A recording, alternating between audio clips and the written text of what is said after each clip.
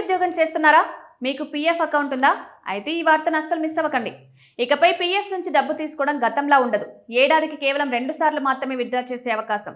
ఖాతాలో కనీస బ్యాలెన్స్ తప్పనిసరి. నామినీ రూల్స్లోనూ కీలక మార్పులు. అంతేకాదు కంపెనీలపై కూడా కొత్త నిబంధనలు అమలుకొచ్చాయి.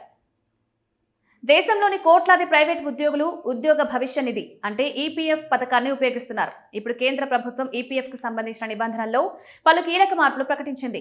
ఈ మార్పులు ఉద్యోగులకే కాకుండా యజమానులకు కూడా వర్తించనున్నాయి. మొదటి ముఖ్యమైన మార్పు ఏడాదికి 2 సార్లే పీఎఫ్ విత్డ్రా. ఇప్పటి వరకు కొన్ని ప్రత్యేక అవసరాల పేరుతో 1 కంటే ఎక్కువ సార్లు పాక్షికంగా పీఎఫ్ డబ్బు తీసుకునే అవకాశం ఉండేది. కానీ కొత్త నిబంధనల ప్రకారం ఒక ఆర్థిక సంవత్సరంలో గరిష్టంగా 2 సార్లు మాత్రమే పాక్షిక ఉపసంహరణకు అవకాశం ఉంటుంది. అంటే ఒకసారి వ్యక్తిగత అవసరానికి డబ్బు తీసుకుంటే అదే ఏడాదిలో మరోసారి మాత్రమే విత్డ్రా చేసుకునే అవకాశం ఉంటుంది.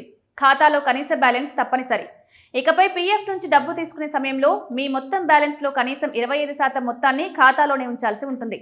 మిగిలిన మొత్తంలో మాత్రమే విత్డ్రా చేసుకునే అవకాశం ఉంటుంది. దీనివల్ల ఉద్యోగుల రిటైర్మెంట్ సేవింగ్స్ పూర్తిగా ఖాళీ కాకుండా ఉండాలని ప్రభుత్వం భావిస్తోంది.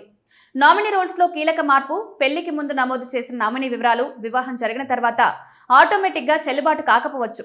అందుకే పెళ్లి తర్వాత కొత్త నామినీ వివరాలు తప్పనిసరిగా అప్డేట్ చేయాల్సి ఉంటుంది. లేకపోతే భవిష్యత్తులో క్లెయిమ్ ప్రక్రియలో ఇబ్బందులు ఎదురయ్యే అవకాశం ఉంటుంది. విద్య, ఇల్లు కోసం మరిన్ని అవకాశాలు. పిల్లల ఉన్నత విద్య కోసం గతంతో పోలిస్తే ఎక్కువసార్లు అడ్వాన్స్ తీసుకునే వెసులుబాటు కల్పించారు. ఇల్లు కొనుగోలు, హోమ్ లోన్ చెల్లింపు, ఇంటి మరమ్మతుల కోసం కూడా గతం కంటే ఎక్కువ అవకాశాలు కల్పించినట్లు పేర్కొన్నారు.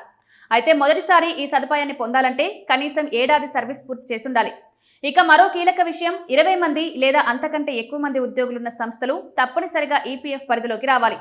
ఉద్యోగి, యజమాని ఇద్దరూ చట్టం ప్రకారం తమ వాటాను జమ చేయాల్సి ఉంటుంది. కంపెనీలు ఉద్యోగుల పీఎఫ్ చందాలను ఆలస్యంగా చెల్లిస్తే విలంబం ఎంత ఎక్కువైతే అంత ఎక్కువగా అదనపు ఛార్జీలు, పెనాల్టీలు చెల్లించాల్సి ఉంటుంది.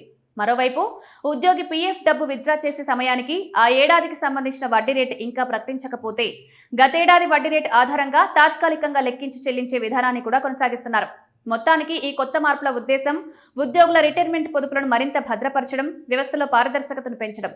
అయితే పీఎఫ్ నుంచి డబ్బు తీసుకునే ముందు కొత్త నిబంధనలు పూర్తిగా తెలుసుకోవడం చాలా ముఖ్యం. అప్పుడే అనవసరమైన సమస్యలు, ఆలస్యాలు, అదనపు ఖర్చులను నివారించవచ్చు.